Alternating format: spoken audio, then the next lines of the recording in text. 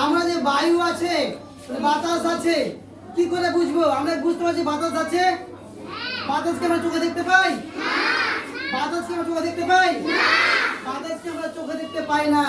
বাতাসকে আমরা অনুভব করি। কি করি? অনুভব করি। কেমন করে অনুভব করতে পারি? যখন গাছের পাতা নড়ে, আমাদের মাথার চুল ওড়ে, তখন বুঝি যে বাতাস আছে। দেখো, এটা যেমন নড়ছে, নড়ছে না। যখন এটা নড়বে তখন বুঝবো যে বাতাস আছে। দেখো তো,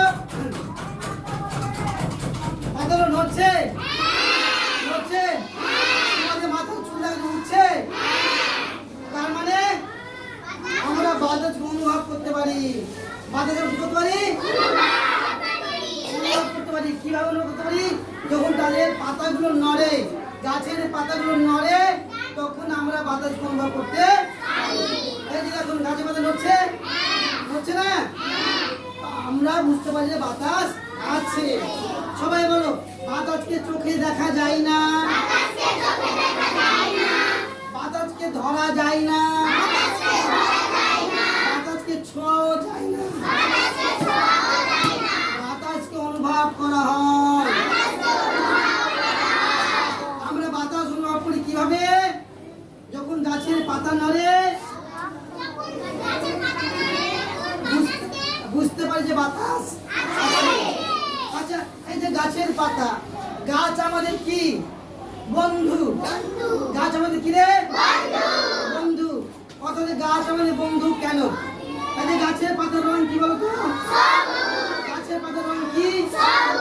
গাছের পাতার রং সবুজ। আর এই গাছ তার সবুজ পাতা কি তৈরি করছে? খাদ্য তৈরি করছে।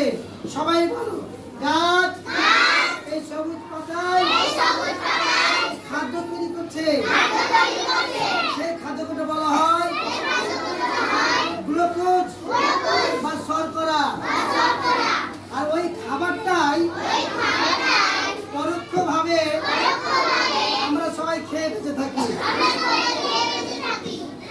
বলো, গাছ খাদ্য তৈরি করে আর আমরা খাই। আমরা কি গাছ থেকে খাদ্য তৈরি করতে পারি? পারি না। তো গাছ যে খাদ্য তৈরি করে কোথায়? তার সবুজ পাতায়। কোথায়? গাছ কোথায় খাদ্য তৈরি করে? সবুজ পাতায়। তাই এই সবুজ পাতায় বলে গাছের রান্নাঘর।